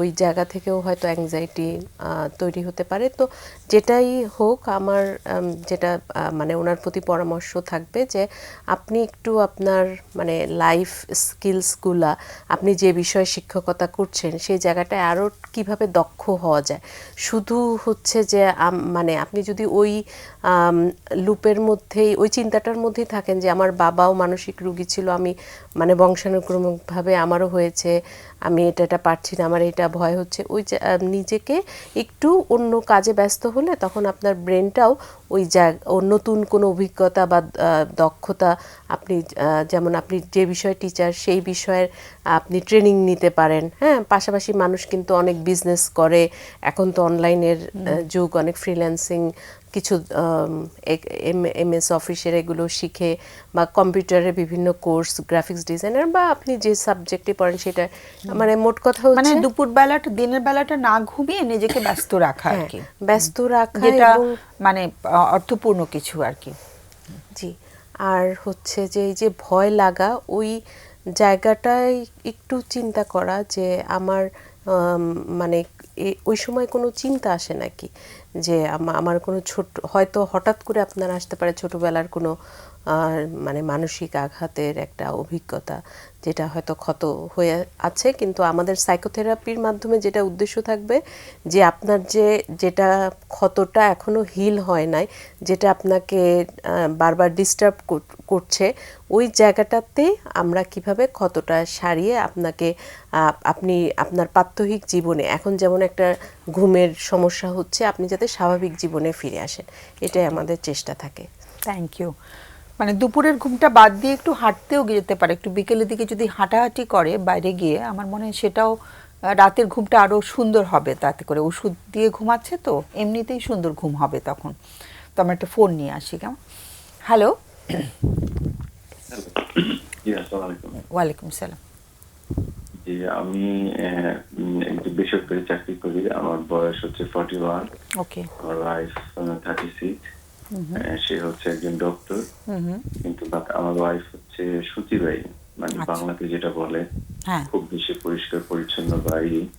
তো দেখা যাচ্ছে আমার একটা বেবিও আছে। বেবিটার বয়স প্রায় 9 ক্লাস আচ্ছা। 3-তে পড়ে। তো এখন হচ্ছে যে আমাদের দাম্পত্য জীবনে যে আমার ওয়াইফ, যেমন কেউ যদি হাই কমোড ইউজ করে তাহলে তাকে তার বেডরুমে বা তার বিছানায় বসতে দেয় না। আচ্ছা। তো এবং সে যে প্র্যাকটিস করে সে কোনো গাইনোকোলজি প্র্যাকটিস করে না বা গাইনোকোলজি রোগী দেখে না, সে সোনোলজিস্ট। আচ্ছা। তো গাইনোকোলজিস্ট প্র্যাকটিস কেন করতে হবে? ওর কি গাইনিতে ট্রেনিং নিয়েছে? না, গাইনোকো মানে ওই ধরনের রোগী কোনো দেখেও না। আচ্ছা, ও কোনো ওই ধরনের রোগী শুধু আল্ট্রাসাউন্ড করছে আর কি। হ্যাঁ, ওইটার মেশিন নিয়ে থাকে আর কি। ডিগ্রি করছে আর মানে ডিপ্লোমা করছে। তো এখন যেটা হচ্ছে যে আমার প্রথম বেবি হওয়ার পরে আস্তে আস্তে এই বিষয়টা আরো বাড়ে, সূচিবাড়িটা। হ্যাঁ। দেখা যাচ্ছে যে আমাদের পার্সোনাল লাইফ নাই। আচ্ছা। ইন্টিমেসি বলেন বা বলেন যে মাসে একদিন, 3 মাসে একদিন, 4 মাসে একদিন, ওইটা অ্যাকসেপ্ট করে না, এবং আমি যদি এটা না করি তো হ্যাপি হয়। আচ্ছা। এবং দেখা গেছে যে আমি তখন যে আমি তো ছেলে মানুষ যেহেতু, বা আমি একটি মানুষ, সারাদিন অফিস টফিস করে এসে আমার বাচ্চাটার জন্য আমাকে দৌড়ে এসে ধরে না। তো মা ওইভাবে ওকে ট্রেন আপ করছে। আচ্ছা, তারপরে বাচ্চাকে বাবাকে ধরতে মানা করে? মানে মানে বাইরে, বাইরে বাবা থেকে যেহেতু আসছে। বাইরে থেকে এসছে সেজন্য বাচ্চাকেও বলা হয় যে বাবাকে তুমি এখনই টাচ করো না, তাই তো? হ্যাঁ, এক্স্যাক্টলি এরকমই। তারপর ধরেন আমার হাতে কিছু থাকলে ও সেটা সহজে মানে বললে নেয় বা কিছু নেয় না। আচ্ছা। তারপর হচ্ছে যে ও ওয়াশরুম থেকে বের আসলে ও মনে করেন যে একটু পানি নিয়ে দাঁড়ায় থাকে, তারপরে বা ওয়াশরুমের কিনারে এসে পাটা ধোয়, ভিতরে কল আছে ওটা দিয়ে ধোয় না। আচ্ছা। এইভাবে হ্যাবিচুয়েট গুলো আরো মাইক্রোবায়োলজি পড়ার পরে বলতেছে যে ওর বিষয়টা আরো বেশি গ্রো আপ করছে। এখন আচ্ছা। এরকম হইতে হইতে জিনিসটা মাইক্রোবায়োলজির সাথে কিভাবে কানেক্টেড হলো? জীবাণু, আই ডোন্ট নো, মানে জীবাণু মানে জি, জীবাণু, এক্স্যাক্টলি, জি, আচ্ছা। জীবাণু আসলে সবকিছুতে জীবাণু। এবং আমার বাসায় সবার অ্যাক্সেস নাই, ও মানে সবার বলতে কি আমার বাসায় খুব লোকজন আসেই না বা আসতে পারে না, এবং ও ওকা মানুষের কাছে যায় না, এবং ওর ফ্যামিলির বাইরে ও কারোর সাথে মিশে না। তারপর হচ্ছে যে ও আবার হুট করে যেতে যায়, মানে মানে খুব বের হয়ে যায়, বা ও কোনো কিছু নিয়ে খুবই বেশি থাকে, ওর ফ্যামিলির বাইরে আর কারো লোকজন নেই, খুব বেশি বন্ধু বান্ধব নাই। বন্ধু বান্ধব বলতে আমি ওর যেহেতু উইমেন্স মেডিকেলে পড়ছে, উইমেন্স স্কুল অ্যান্ড কলেজ, ওর আসলে ওরকম আমি কোনোদিন কারোর সাথে কোনো কনভারসেশনও দেখি নাই ফোনে বা কারোর সাথে নির্দিষ্ট এরিয়ার বিষয়। ফ্যামিলি নিয়ে প্রচন্ড ভয়ঙ্কর ইগো, যে ওর ফ্যামিলি পৃথিবীর সবচেয়ে বেস্ট, বাকিরা ভালো না বা এরকম, এবং বাচ্চাটাকেও এইভাবে মেসেজ দিচ্ছে। এখন আমি যদি কিছু বলতে যাই সেটা নিয়ে হয় এন্ড অফ দ্য ডে হচ্ছে যেটা আমার পার্সোনাল লাইফ একদমই নাই। আমি পাশের রুমে শুই, আচ্ছা। ডে বাই ডে, এবং সেটাতে সে কমফোর্ট ফিল করে। হ্যাঁ, এবং ধরেন আমি হাজবেন্ড হিসেবে তার যদি নক করি, তো সেই যে তখন দেখা যায় যে আমি আসলে এইভাবে হতে হতে 6 বছর হয়ে গেছে যে এটাই হচ্ছে যে, এবং আমি সেদিন শেষে আমার ক্লান্তিটা দূর করতে আমি জিমে যাই। আমি নামাজও পড়ি টুকটাক, মানে ডেইলি 4-5 ওয়াক্ত নামাজ পড়ি। তো আমার যেহেতু অন্য জায়গায় সময় এই সুযোগ নাই, তো জিমে যাই। তো আমি আবার রাতে কেন আইসা জিমে থেকে আইসা গোসল করি, সেটা নিয়ে কোশ্চেন থাকে। তো গোসল করি তো আসলে ঘামে যাই, বা জিমে গেলে অনেক ঘাম হয়, ও কি শরীরে গন্ধ সন্দেহ ওঠে। করে গোসল করলে? এরকমই বলে। আচ্ছা, আর কি বলে? যে গোসল করো, কোত্থেকে আসছো, আসছো। তো আচ্ছা, এখন কারোর সাথে এরকম সময় কাটিয়ে এসছো কিনা সেই সন্দেহটা করছে? সেরকম আসলে ওরকম তো কিছু নাই, এটা না বলার না জন্য না, বলে, মানে মানে সেটা মানে তো নাই ওরকম আমার ওরকম মানে মানে ওর ওর ভেতরে ওটা কাজ করছে আর কি, যে কেন কাজ গোসল করছে। করছে। হ্যাঁ, তারপরে জিমে যাওয়া বন্ধ করে দিছি। হ্যাঁ, বন্ধ করে দিছি যে আচ্ছা এটা নিয়ে যেহেতু হয়, ঠিক আছে, ওর মতোই থাকুক। তারপর আমি আসলে কোনোভাবেই ওকে কোনো মতেই কোনো কিছু করতে পারি না। এখন যখন অনেকবার বলছি বা টুকটাক ফ্যামিলিকেও জানাইছি, হ্যাঁ, সে বলতেছে তার ফ্যামিলি বলে আমরা কি করব, বা বিষয়টা তারা হিডেন করে। তো এখন করতে করতে আসলে এরকম হয়ে গেছে যে আমি একটা 3 মাস 4 মাস 5 মাস চলে যায়, তখন ধরেন আমি একটু চুপ থাকি। তারপর একটা সময় আমার ভিতরে মানসিক বিস্ফোরণ ঘটে যে আমি আর পারতেছি না, আমার অপরাধটা কি, আমি জব করতেছি, আমি ফ্যামিলির সব রিকোয়ারমেন্ট ফুলফিল করতেছি, আমার ওয়াইফ ইনকাম করলেও সংসারে কোনো কন্ট্রিবিউশন নাই, 1 টাকার কাঁচামরিচ আমার wife not a contribution to my family. Okay. But আমি আমার সবই কিছু করি আমার বাচ্চার জন্য, এবং ও আমার সবসময় প্যাক করে রাখে যে আমার ফিনান্সিয়াল, যাতে আমি আমার মা বাবা বড় ভাইয়ের সাথে থাকে, বা আমি ওই বাসায় যেতে পারি না, বলে যে ওই বাসায় মাকে দেখতে যাও না, ভাবিরে দেখতে যাও, এরকম একটা ব্লেম দেয় যাতে আমি না যাই। আর এটা মানুষ ও শুনলেও তো আর- সন্দেহ করছে যে তুমি তোমার মাকে দেখতে যাচ্ছ না, তোমার ভাবিকে দেখতে যাচ্ছ। জি। আচ্ছা আচ্ছা। তারপরে এরকম এই বিষয়গুলি জানে যে এটা খুব বেশি না, তারপর এটা বললে যে আমি একটু চুপ থাকবো, বা এটা নিয়ে বাচ্চার সামনে বললে আমি কথাটা বাড়াই না, তখন বাচ্চা এটা শুনবে। তো এরকম 3-4 মাস যায়, যখন বেশি হয়ে যায় তখন আমি যে উত্তেজিত হই, দিয়ে একটা গ্লাস প্লেট ভাঙি, তারপরে ক্লায়েন্টটা তারপর আবার আগের মতো চুপ হই। তারপর আমি মনে করছি যে এরকম 2-3 বছর যাওয়ার পর একটা বেবি নেই, তাহলে হয়তো বা চেঞ্জ হবে, বা বেবি গুলি নিয়েও একটু সময় কাটাতে পারবো, কিন্তু সেইটাও আসলে হয় নাই। এবং বাচ্চাটাকে আমার কাছে দেয়ও না যে আমি কোথাও নিয়ে একা ঘুরতে যেতে পারি, মার কাছে বা কেন বাবার কাছে। দিচ্ছে না? বাচ্চাটাকে দিলে কি হবে বলে মনে করে? মনে করে যে আমি যদি আমার মা বাবার কাছে নিয়ে যাই, আমার মা বাবারা মনে করে ওরা ভালো না, ওরা ভালো কিছু দিবে না, বা আচ্ছা। আমি আমার বোনের বাসা আছে সেইখানেও নিতে পারি না, ওর সব আত্মীয় স্বজনের বাসায় নিয়ে যায়, কিন্তু আমার আমি কোন আত্মীয় স্বজনের কাছে নিতে পারি না। হ্যাঁ, আবার যদি আমার সাথেও যায় বছরে 2-1 বার, তো যে কাউরে ও কিছু খেতে দেয় না ওই বাসায়, বা কোনো পানিও নিয়ে যায়, এরকম করে আর কি। তো এখন আমি আসলে দিন একটা শেষে আমার সন্দেহ কাজ করে আর কি সবসময় হ্যাঁ, সন্দেহ কাজ করে, তারপরে সবারই ইগনোর করে, আর মানুষ আশেপাশে মানুষের ফ্ল্যাটের বাসাও যায় না, যাতে তারা আসলে যদি আবার আসে। তো এইগুলি সব নিয়ে আমি আসলে নিজের ভিতরে আমি দিন দিন অসুস্থ হয়ে যাচ্ছি, কারণ আমি দিন শেষে কাজ করে আসি, যে আমি এত কিছু করি, আমার মনের অভিপ্রায় যেটা যে আমি আমার বাচ্চাটাকে পাই না, আমি আমার ওয়াইফকে পাই না, আমার বয়স হয়ে যাচ্ছে, আমি বিয়ে করছি বাচ্চাটা কি প্রায় ছেলে না মেয়ে? মেয়ে, মেয়ে বাচ্চা। তো 12 বাবার বছর। সাথে মেয়ে বাচ্চারা তো বাবার সঙ্গে অনেক বেশি অ্যাটাচড হ্যাঁ, থাকে আর দেখা যায় সাধারণত। যে ফিনান্সিয়াল যত লেনদেন, আর্থিক বিষয়গুলো যখন আমি কথা বলে বন্ধ রাখি, তখন যে বাচ্চাকে দিয়ে বলে, আর সবকিছু এটা সেটা নিয়ে ফিনান্সিয়াল ছাড়া আর কোনোদিন কথাও বলে না। যেমন আমি খুব ভোরে উঠি, ফজরের নামাজ টামাজ পড়ে আমার অফিসের গাড়ি ধরতে হয় খুব সকালে, তারপর আমি সকালে নাস্তাটা নিজে তৈরি করি, দুপুরের খাবারটাও দেখা যায় যে আমি ভাত খাই না, অন্য কিছু খাই, কার্বোহাইড্রেট অ্যাভয়েড করে আচ্ছা। ডিম সিদ্ধ বা ছোলা টোলা এরকম কিছু নিজেই তৈরি করে নিয়ে যাই, কোনোদিন জিজ্ঞেস করে না তুমি খাইছো কিনা এটা বা কি কিছু বিয়ের করছো পর কিনা। থেকে এরকম? রিসেন্টলি বিয়ের পর থেকে একটু আত্মকেন্দ্রিক হয়েছে, কিন্তু মানে ছিল, তখন বাবা মার সাথে ছিলাম, পরে ওর কারণে বাবা মার থেকে আলাদা হয়ে থাকছি। ওকে। তারপরে ওদের বাসা বাইরে যাওয়ার পরে একটা বাসা, ওর বাসা থেকে একটা ফ্ল্যাট দিছিল, তো আমি ওইখানে 3-4 মাস থাকার পরে দেখি যে ও রান্না বান্না করে না, বা আমার আসলে হিনোমো কমপ্লেক্স, ও আমার ওদের বাসায় যা খেতে বলে, এই বিষয়গুলো আমার ভিতরে খুব লাগতো। পরে একটা সময় এটা নিয়ে তর্ক থেকে আমি বাসাটা ছেড়ে দিয়ে আলাদা বাসায় থাকি, এবং আমার বাসাটা অনেক এক্সপেন্সিভ, এবং দেখা যায় আমি যেই শহরে থাকি 25,000 টাকা ভাড়া দিই, লিফট, বাসা, সার্ভিস চার্জ, সিকিউরিটি যাতে ওরা সব সিকিউর থাকে, তারপরে আসলে এবং বাচ্চাটা খুব ভালো একটা এক্সপেন্সিভ স্কুলে পড়ে, খুব পড়াশোনা ভালো, ছবি আঁকি করে, কিন্তু আমি আসলে দিন শেষে আমার কাছে মনে হয় যে আমি কি পাইলাম আমার জীবন, তো আসলে দিন শেষে না সেটাই। ওয়াইফ রে পাচ্ছি, না বাচ্চা পাচ্ছি, না মা বাবারে পাচ্ছি।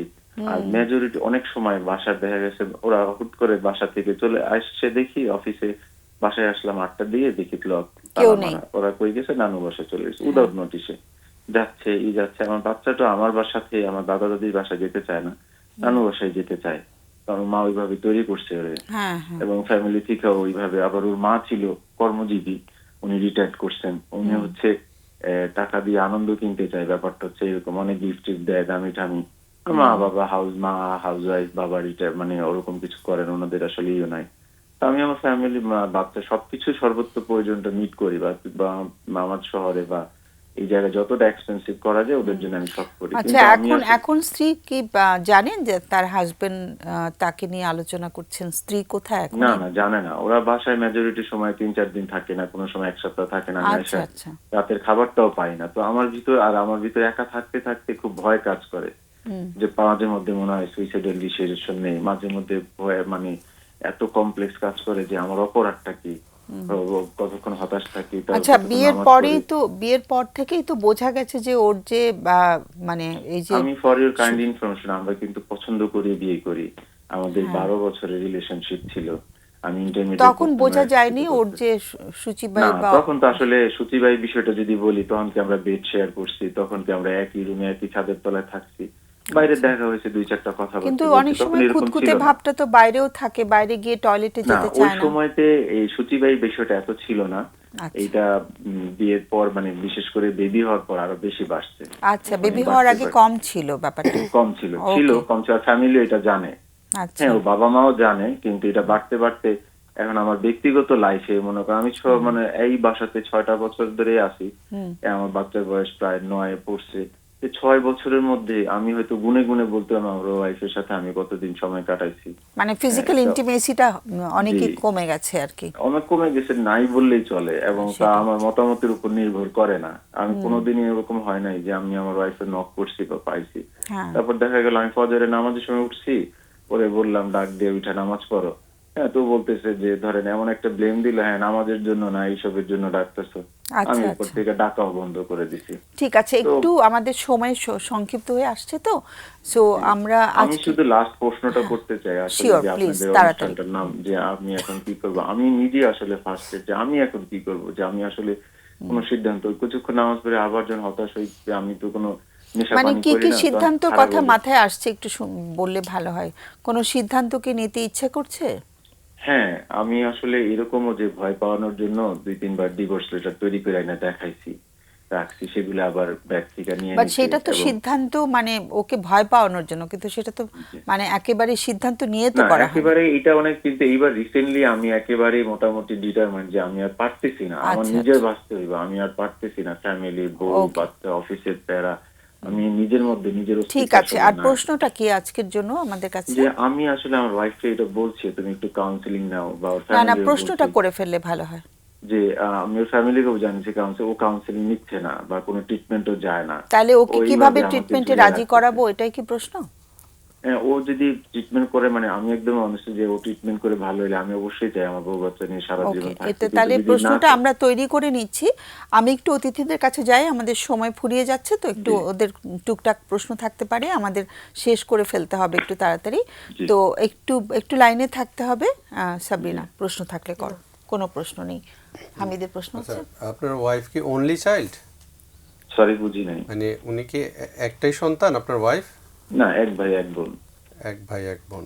উনি খুব মানে খুব প্যাম্পার্ড চাইল্ড কিনা? মানে হ্যাঁ, খুবই অ্যারোগেন্ট, বাবা মার কেউ পাত্তা দেয় না, আচ্ছা। ফ্যামিলি তো প্যাম্পার্ড আর অ্যারোগেন্ট তো এক হলো না? প্যাম্পার্ড হচ্ছে অতিরিক্ত আদরে বড় হয়েছে কিনা।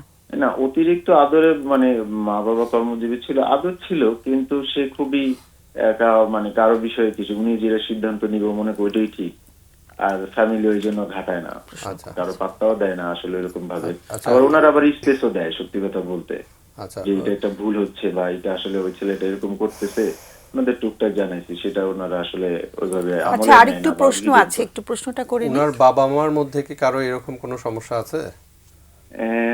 আই ডোন্ট নো, আমি তো অত ভালো জানি না, তবে আমি খুব যতটুকু দেখছি অত না, তবে খুব বেশি না। তবে ওনাদেরও একজন অনেস্ট বলে যে বাবা মা ওনারা দেখি যে আলাদা থাকে, হ্যাঁ আলাদা রুমে থাকে, ওনারা যদিও বয়স নেন, আই ডোন্ট নো কেন কি থাকে, আমি এই বিষয়গুলো উনি ডাক্তার হয়ে উনি কখনো কোনো ধরনের চিকিৎসায় যান নাই? না, কোনো যায় না, এবং এটা বললে খুব রিঅ্যাক্ট করে। আচ্ছা, ঠিক আছে, প্রশ্ন শেষ। অনেক অনেক ধন্যবাদ। আমরা সবাই মানে সমব্যথী হয়ে থাকলাম, হ্যাঁ, এবং আমাদের অতিথির আলোচনা করবে, একটু শুনলে ভালো হয়, কেমন? অনেক ধন্যবাদ আমাদের ফোন করার জন্য। হামিদ, এখানে এই কোশ্চেনটার দুইটা পার্ট, একটা হচ্ছে ওনার ওয়াইফের প্রবলেম, আর একটা হচ্ছে ওনার ওয়াইফের প্রবলেমের কারণে উনি যে সাফার করছেন, উনি দুইটাই জানতে চেয়েছেন যে কীভাবে ওয়াইফকে কি একটু ট্রিটমেন্ট করিয়ে আর একটু ভালো অবস্থায় আনা যায় কিনা, যে সংসারটা ভালো করে করা যায়। সেটার জন্য অবশ্যই ওনার ট্রিটমেন্টের মধ্যে যেতে হবে, এটা ক্লিয়ারলি বোঝা যাচ্ছে। আমরা ওসিপিডির একটা সমস্যা যে উনিও বলেছেন, এটা ট্রিটমেন্ট ছাড়া, এবং এটা খুব তীব্র তুমি আকার ধারণ ওসিপিডি করেছে। বলছো কেন, ওসিডি কেন বলছো না? ওসিপিডি হবে কারণ উনি কন্ট্রোল করা শুরু করেছেন। ওসিডি হলে সে কন্ট্রোল করবে না, নিজের সাফারটা নিজে থাকবে। উনি তো সব কিছু কন্ট্রোল করছেন, আচ্ছা, এই জন্যই এটা আমার মনে হচ্ছে।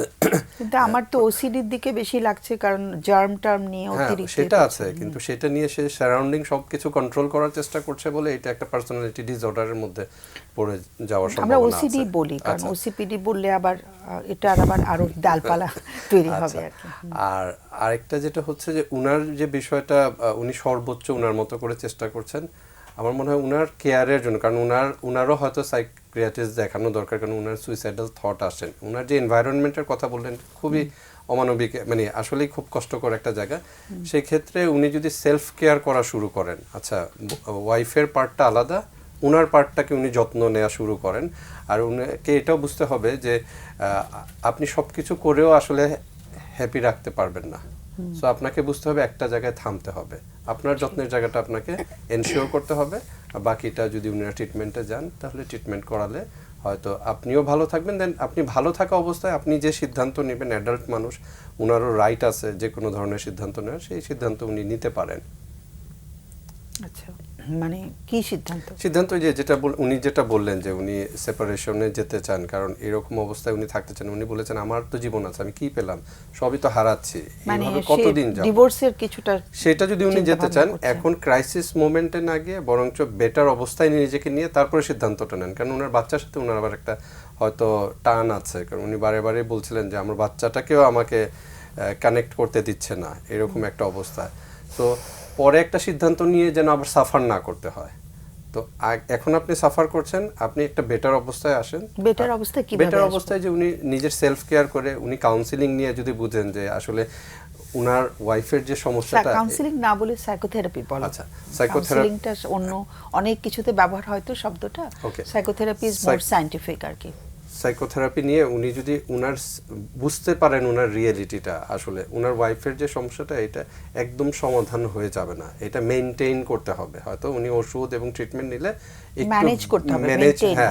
ম্যানেজ করে উনি কম্পারেটিভলি বেটার অবস্থায় আসতে পারবেন। বাট একদম হয়ে যাবে, মানে ভ্যানিশ হয়ে যাবে হয়তো বা না, সেক্ষেত্রে তখন উনি বুঝতে পারবেন যে একটু বেটার অবস্থায় আসলে, এবং উনার কি কি করণীয় সেই সব ক্ষেত্রে এই জায়গাগুলোকে আইডেন্টিফাই করতে পারলে তারপরে উনি সিদ্ধান্ত নেবেন যে উনি এই সংসারটাই কন্টিনিউ করবেন নাকি উনি অন্যরকম কোনো সিদ্ধান্ত মানে তোমার নেবেন। মূল জায়গাটা হচ্ছে যিনি আমাদের ফোন করেছেন উনার তার জন্য নিজের সাইকোথেরাপিটা সাইকোথেরাপিটা উনি যদি একটু নিতে- নিশ্চিত যেহেতু- করেন, আগে একটু নিজের মানসিক অবস্থার একটু আরেকটু স্থিতিশীলতা হওয়া, আসলে হ্যাঁ, ভালো হয়, জি। তারপরে সিদ্ধান্ত নিলে ভালো Yes, হয়। yes. That's a good direction. আর আমি একটু অ্যাড করতে চাই যে যদি ভালো হয় যে অবশ্যই যদি এটা ফ্যামিলি থেরাপি নিতে পারে, যেমন ক্লিনিক্যাল সাইকোলজিতে বা ঢাকা ইউনিভার্সিটি ক্লিনিক্যাল সাইকোলজি বা আমাদের এডুকেশনাল অ্যান্ড কাউন্সিলিং সাইকোলজি ডিপার্টমেন্টে ফ্যামিলি থেরাপি ক্লিনিক রয়েছে, ওখানে যদি ওনার ওয়াইফ রাজি হন, আর মনে হয় না। ওনার ওয়াইফ যেহেতু এই মানে নিজেই ডক্টর হয়ে উনি তো বুঝতে পারেন যে কেন এগুলো করছেন বা কি কারণে, এটা ওয়াইফ একটু- চিকিৎসায় যাবে খুব একটা মনে হচ্ছে না আর কি, যে এই হ্যাঁ। ধরনের তো ইয়েটা সেই শুনলাম। জায়গাটা থেকে আমার মনে হয় উনি এই যে কষ্টটা পেয়ে যাচ্ছেন, যে এত বছর ধরে কষ্ট পাচ্ছেন এবং এর ফলে কিন্তু ওনার মধ্যে লাইফ নিয়ে যে ডিসিশন একটা নেওয়ার, সেলফ হার্মের চিন্তাগুলো, নিজেকে কষ্ট দেওয়ার চিন্তা, আঘাত করার চিন্তাগুলো এসেছে। সেই ক্ষেত্রে উনি আমার যেটা কথা বলতে নিয়ে মনে হচ্ছিল যখন উনি বলছিলেন যে আসলে আমি যদি একটু সরাসরি বসে যে ওনাকে ডাক দিয়ে আচ্ছা তোমার সাথে কিছু মানে ওপেন কমিউনিকেশনটা যদি কারেক্টলি করে যে আসলে ওনার ওয়াইফের কি চাহিদাটা পূরণ হচ্ছে না, মানে সে আসলে কি চায় এবং আমাদের আসলে ভবিষ্যৎ এভাবে তো সংসার চলে না যেভাবে আমরা থাকছি। আমাদের একটা সংসার সুখের জন্য যে জিনিসগুলো দরকার, দুজনের মধ্যে ট্রাস্ট, এটা আবার আরেকটা বিষয় চলে যায় আলোচনা। তো এই জায়গাগুলো যখন নাই, তো এইটা মানে একবার ডিরেক্টলি যে ডিভোর্স দিব কি দিব না, তার আগে যদি উনি একটু চেষ্টা করেন যে তুমি কি আসলে এই সংসারটা টিকিয়ে রেখে আমরা আগাতে পারি কিনা। আর কারণ এখান থেকে আমার এই সমস্যাগুলো হচ্ছে, তাহলে তুমি কি বলো, তুমি আসলে কি চাও, তুমি যে এই আচরণগুলো করছো, যে আমাকে সন্দেহ করছো বা এটা করছো, এটার মানে এবং তুমি ডাক্তার হিসেবে তো ওই বিষয়গুলো জানো যে কোন ব্রেনের কোন জায়গাটার জন্য তোমার এই চিন্তাগুলো আসে। এগুলোর পরেও যদি তুমি তাহলে আমরা সরাসরি ওই ধরনের এক লাস্ট চান্স হবে যে ফ্যামিলি, ওনার ফ্যামিলি, দুই ফ্যামিলি বসে তাদের সাথে আলোচনা করে একটা ফাইনাল ডিসিশন নেওয়া। এবং মেয়েটার সাথে দুই ফ্যামিলি বসলে অনেক ঝগড়াঝাটি হয়ে যায় সাবরিনা, মানে ওরা একটু ডিস্টেন্স আছে, তো ফ্যামিলির মধ্যে খুব একটা বোঝাপড়া আছে বলে মনে হচ্ছে না, কারণ ভদ্রলোকের ফ্যামিলিও সরে গেছে আর কি। তো দুই ফ্যামিলি বসলে আমাদের দেশে যে চর্চাটা আমি যে কেসগুলোর মধ্যে পাই, মানে তারা এত বেশি কথা কাটাকাটি তাদের হয়ে যায়, ওইটার আবার ইম্প্যাক্ট গিয়ে পার্সোনাল লাইফে পড়ে আর কি, বুঝেছো? সো ওটার আমরা এটা নিয়ে আলোচনা করেছি আমাদের অনুষ্ঠানে যে এবং সব সময় দুই ফ্যামিলির সিটিংটার আউটকামটা ভীষণ নেগেটিভ আসে আর কি। হ্যাঁ, তাহলে ওই যে আর আমার খুব মানে ওনাকে ধন্যবাদ জানাতে চাই যে আমার মনে হচ্ছিল যে সে কিন্তু সংসারটা চলুক এবং বইয়ের প্রতি ভালোবাসা এবং এই জায়গাগুলো তার কথা বলার থেকেও মনে হয়েছে যে মানে সে যে বুঝতে পারছে যে অনেকে আছে যে না বুঝেও না, মনে করে যে তার আচরণই এরকম মার কাছ থেকে শিখছে, এবং সে যে ওই রোগটা বুঝে ওনার যে সচেতনতাটা আছে। তো ভাইয়ের সাথে যে উনি বললেন যে সেলফ কেয়ারের জায়গাটায়, আমার মনে হয় যে উনি এটাও সেলফ কেয়ার করবে এবং পাশাপাশি সাইকোথেরাপি, কাউন্সেলিংয়ে যাওয়া, যদি ফ্যামিলি থেরাপি একদম পছন্দ মানে সম্ভবই না হয়। কারণ ওইটা না নিয়ে কোনো ডিসিশন, ফাইনাল ডিসিশন না নিয়ে, আর আরেকটা বিষয় হচ্ছে যে ওই যে বেটার অবস্থায় বলতেছিল, তো ওইটার একটু অ্যাড করতে চাই যে মানে যখন এখন তো তার মনটা অশান্ত, মস্তিষ্কটা অশান্ত, আবেগীয় ব্রেন কাজ করছে, তো একটু স্ট্যাবল হওয়া, মানে যখন সাইকোথেরাপি বা কাউন্সেলিং কিংবা উনি সেলফ কেয়ারের জায়গাগুলো করবে, বিভিন্ন ইউটিউবে মাইন্ডফুল মেডিটেশন আছে, বিভিন্ন মেডিটেশনগুলো আছে, একটু যদি ওনার স্থির একটু ভালো লাগা কাজ করে, যখন মনে হবে যে হ্যাঁ এখন আমি একটু মানসিকভাবে শক্তিশালী মনে হচ্ছে, তখন উনি সিদ্ধান্তটা নিলে ভালো হয়। যেটা হামিদও বললো সেটাই, যে একটু স্থিতিশীলতা ভেতরে আসলে, একটু স্টেবিলিটিটা যখন ফিল করবে, এখন তো একটু অভিমান, রাগ, কষ্ট সবকিছু একসাথে হচ্ছে কিন্তু, তাই না? মানে বঞ্চনা, যে আমি বঞ্চিত হয়েছি জীবনের, আমার সংসার জীবন থেকে, পারিবারিক জীবন থেকে যা যা পাওয়ার ছিল আমি কিছু পাইনি, এবং তাকে ভীষণ হতাশাও কাজ করছে তার ভেতরে। হ্যাঁ, এবং এটা খুব একটু আমার কাছে মানে অবাক লাগছে যে এখানে কিন্তু এরকম অন্য ইস্যু নিয়ে ঝগড়াঝাটি না, সব কিন্তু ওসিডি রিলেটেড ইস্যু নিয়েই। তো উনি ডাক্তার মানে হয়ে বা ওনার মানে বা ডাক্তার তো স্ত্রী, কিন্তু স্ত্রী কিন্তু ডাক্তারই করছে না, আল্ট্রাসাউন্ড করছে। আল্ট্রাসাউন্ড কিন্তু মেশিন নিয়ে কাজ করে, এখানে রোগী দেখার কিন্তু ব্যাপার নেই। মানে ভদ্রলোক বলছিলেন যে ওনার না, অন্তত এমবিবিএস পাশ করলে তো ওসিডির এগুলো তো সে এই কারণে এই রোগ হতে পারে। এমবিবিএস আসলে খুবই কম টাচ করা হয় এসব জিনিস। হয়তো বা ওয়াইফ জানে যে ওসিডিতে ভুগছে সে, কিন্তু স্বীকার করতে চায় না। এটাই হচ্ছে আমাদের মানে মানসিক রোগের এটা একটা বড় সমস্যা, যে রোগটা আমার আছে, এটা আমার স্বীকার করাটা মনে হয় যেন আমি নিজেকে অনেক নামিয়ে ফেললাম। তো ওই যে অস্বীকৃতির মধ্যে থাকি তো আমরা, ডাক্তাররা কিন্তু আরো বেশি হ্যাঁ, অস্বীকৃতির মধ্যে accept থাকে। করতে তারা সমস্যা যেহেতু হয়। একটা প্রফেশনে মনে করে যে আমরা সবাইকে সাহায্য করছি, আমাদের আবার অসুখ হবে, এটা স্বীকার করে নেওয়া তাদের জন্য খুব কষ্টের হয় আর কি। যাই এবং হোক, ওনার জন্য আর একটু কষ্ট হচ্ছে, উনি বারবার বলছিলেন তার বাচ্চার প্রতি তার মানে বাচ্চাটাকেও যে উনি মানে প্যারেন্টিংটা ইনভলভ হতে পারছেন না, এটা কত কষ্ট না, বাচ্চাটাকেও পাচ্ছে না। হ্যাঁ, মেয়েটার জন্য খারাপ লাগছে। সো উনি হয়তো আরো ফিউচারের কথা ভাবছে যে এইভাবে করে যে আমাদেরকে আউট অফ বক্স করে দিচ্ছে, বাচ্চাটার গ্রোথ তো ঠিক মতো হবে না, এইগুলো ভেবে উনার ভিতরে অস্থিরতা তৈরি হচ্ছে। একটা হতে প্রেজেন্টিং মোমেন্টে ভাবনা তো একরকম চ্যালেঞ্জ আছেন, কারণ বলেছেন 12 বছরের পরিচয় সম্পর্ক, তো সেখানে অনেক বন্ডিংটা রয়েছে। পাশাপাশি ফিউচারের কথা চিন্তা করেও হয়তো অস্থির হচ্ছে, সেই জন্যই সাইকোথেরাপির প্রয়োজন। সেটাই, তা সে নিজেই যদি হেল্প নিয়ে একটু ভালো ফিল করে তাহলে হয়তো সিদ্ধান্তটা নিতে সুবিধা হবে। তোমাদের দুজনকে অসংখ্য ধন্যবাদ, সময় একদম শেষ হয়ে গেছে। আর সুপ্রিয় দর্শক, শেষ ঘন্টা বেজে গেছে, আমাদের বিদায় নিতে হবে এখন। আগামী অনুষ্ঠানের বিষয়বস্তু আমরা ঠিক করেছি যে স্বামী স্ত্রীর মধ্যে বনিবনার অসুবিধা হচ্ছে, বোঝাপড়ার অসুবিধা হচ্ছে, আন্ডারস্ট্যান্ডিংয়ের অসুবিধা হচ্ছে। আমরা অনেক সময় বলতে থাকি যে সন্তান নাও তাহলে ঠিক হয়ে যাবে। তাহলে সন্তান নিয়ে কি আমরা এই বোঝাপড়ার অসুবিধাটা দূর করব, নাকি আমরা অন্য কিছু চিন্তা করব, সে নিয়ে আমরা আগামী অনুষ্ঠানে আলোচনা করব। সে পর্যন্ত সবাইকে অনেক অনেক ধন্যবাদ এবং শুভকামনা জানিয়ে শেষ করছি। শুভরাত্রি।